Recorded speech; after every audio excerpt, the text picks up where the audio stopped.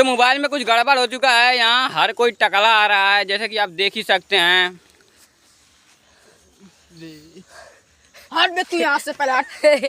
हाँ मैं यहाँ के तो सॉरी मोबाइल में गड़बड़ नहीं है, सवाल की शक्ल में गड़बड़। तो कौन कह रहा है यहाँ पर सभी टकले हैं? जैसे कि हम हैं जैसे कि हम हैं जैसे कि ये हैं। टोपी क्यों लगा रहे हो भाई साहब, हमको दो।